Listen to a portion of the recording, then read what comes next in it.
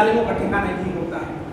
اللہ کے نبی صلی اللہ علیہ وسلم خاموش ہے، اللہ کو رہا نہیں گیا کہ ہمارے محمد رسول اللہ صلی اللہ علیہ وسلم کی کوئی عظمت کو پامال کر رہا ہے، میرے نبی کی ہلاکت کی جو بات کر رہا ہے، تیرے لیے ہلاکت و بربادی ہے اور تیرے لیے جہنم کی آگ تیار ہے، تجھے اس میں ڈالا جائے گا۔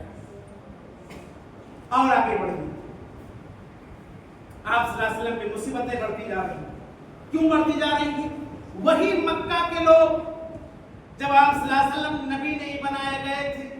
کسی کو کوئی دقت نہیں تھا، کسی کو کوئی پریشانی نہیں تھا،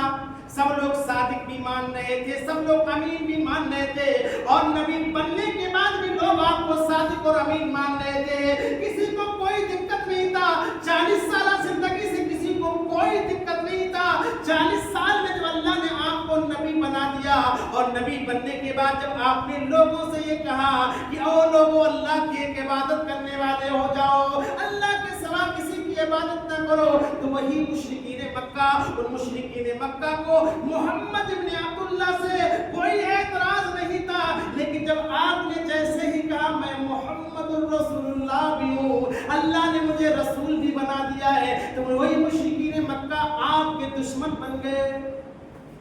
اس لیے کہ جو حق لے کر آیا ہے اس کے لوگ دشمن بن جاتے ہیں، اور وہی لوگ آپ کو آپ کے وطن سے بھی نکال دیا کرتے ہیں، اور نبیوں کو بھی نکالا گیا تھا۔ جب وہی مکہ والوں نے دیکھا کہ اسلام دھیرے دھیرے پھیل رہا ہے، لوگ اسلام کے اندر آ رہے ہیں دھیرے دھیرے، ان لوگوں نے ایک پلاننگ اور کیا، مکہ کے مشرکین نے ایک پلاننگ اور کیا کہ ایسا کرو، آج الحمدللہ کوئی اہل الحدیث ہو جاتا ہے، آج ہمارا مسلمان بھائی ریسرچ کر رہا ہے، آج ہمارے نوجوانوں کا ایک بہت بڑا طبقہ وہ اس چیز کے بارے میں بہت ہی وہ حساس ہو چکا ہے کہ ہمیں عمل کرنا ہے تو قرآن و حدیث کے مطابق ہی عمل کرنا ہے۔ آج کے ہمارے نوجوان جو جنریشن ہمارے بھائی ہیں، اگر کوئی عمل کرتے ہیں تو دیکھتے ہیں کہ اللہ کے نبی کی حدیث کون سی حدیث ہے، صحیح ہے یا ضعیف روایت ہے، اس چیز کے بارے میں ریسرچ کرتے ہیں، الحمدللہ بڑی اچھی بات ہے۔ قرآن مجید کی آیت کریمہ اگر کوئی بیان کر رہا ہے تو کہاں پر لکھا ہے، کون سی سورت کے اندر لکھا ہے، یہی جستجو کرنا، جو سیکھ لے انشاءاللہ اللہ تعالیٰ اسے ہدایت دے کر ہی رہے گا اور صراط مستقیم پر چلا کر ہی رہے گا، اور جو قرآن و حدیث کو ماننے کی کوشش نہیں کرتا ہے، عمل کرنے کی کوشش نہیں کرتا ہے، اللہ رب العالمین ایسے لوگوں کو ہدایت نہیں دیتا ہے جو اسلام کے لیے کوشش نہیں کرتے، محنت نہیں کرتے اور اپنے آپ کو بدلنے کی کوشش نہیں کرتے، یعنی باپ داداؤں کے پرمپرا پر چلنے کی کوشش کرتے ہیں، ایسے لوگ اسلام کے حقیقت اسلام کو نہیں سمجھ پاتے۔ مشرکین مکہ کھسیا گئے کہ اسلام دھیرے دھیرے پھیل رہا ہے، دھیرے دھیرے لوگ بڑھ رہے ہیں اور ہم سے لوگ ہٹ رہے ہیں۔ اور ایک بات اور دیکھیں، بڑی اہم بات یہ ہے کہ اللہ کے نبی صلی اللہ علیہ وسلم پر جو صحابہ کرام ایمان لاتے تھے، اس زمانے میں کہا جاتا ہے صابی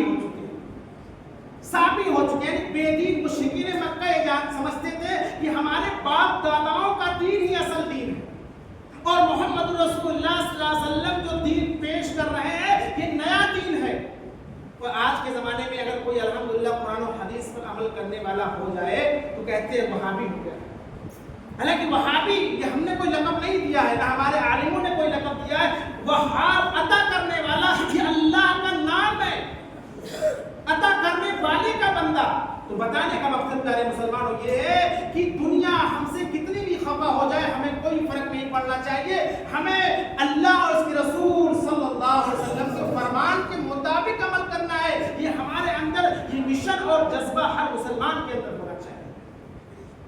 اب مشرکین مکہ کھسیا گئے اور ایک آپ صلی اللہ علیہ وسلم پر ایک فاؤنڈیشن اور لگایا، بڑے خطرناک طریقے سے آپ کو ستانا چاہا، اور تمام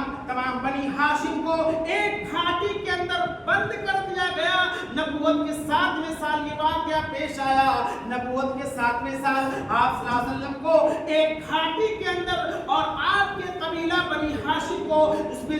جو لوگ مسلمان بھی تھے اور جو لوگ اسلام بھی نہیں لائے تھے، سب کو ایک گھاٹی کے اندر محصور کر دیا گیا، بند کر دیا گیا۔ نبوت کے 7ویں سال کا یہ واقعہ ہے،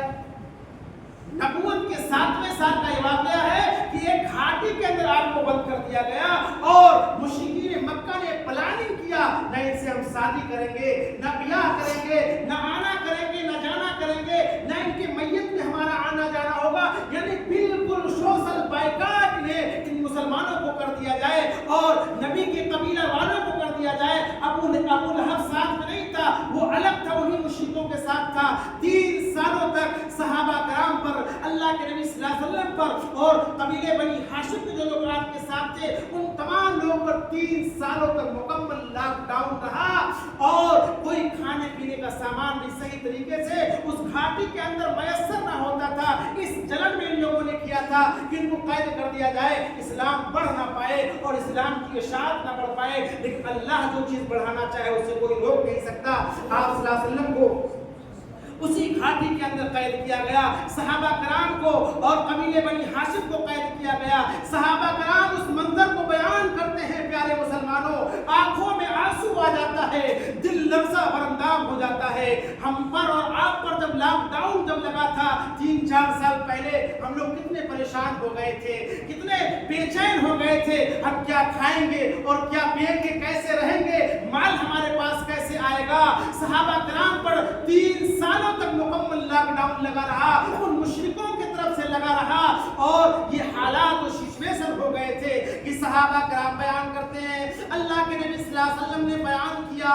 کہ بھوک کے عالم میں اس گھاٹی کے اندر یہ حال ہوا کرتا تھا. صحابہ کرام رضوان اللہ علیہم اجمعین کا جب بھوک بہت زیادہ ستانے لگتی تھی تو صحابہ کرام درختوں کے پتے بھی کھایا کرتے تھے، درختوں کے چھالوں کو چھل چھل کے کھایا کرتے تھے. جب پیاس بہت زیادہ صحابہ کرام کو لگ جاتی تھی تو اپنے پیاس کو بجھانے کے لیے زمین کو کھودا کرتے تھے اور جب کہیں پانی نظر آتا تھا اپنے چمڑے کے موزے کو اس مٹی کے اندر ڈال کر جہاں پانی نظر آتا تھا نچوڑ لیا کرتے تھے اور اسی پانی کو پی لیا کرتے تھے. یہ حالات تھے پیارے مسلمانوں. شیب ابی طالب کے اندر جو قید کیا گیا تھا یہ تھا مسلمانوں کی حالات اور بچوں کے حالات یہ تھے. بچے بھوک سے بلکتے تھے، جب مائیں کھانے کو کچھ نہیں پائیں گی تو انہیں دودھ کیسے ہوگا. رونے اور چلانے کی آواز گھاٹی سے باہر بھی سنائی دیتی تھی. اور مشرکین مکہ کیا کرتے تھے، جب کوئی مال کوئی تاجر بیچنے آتا تھا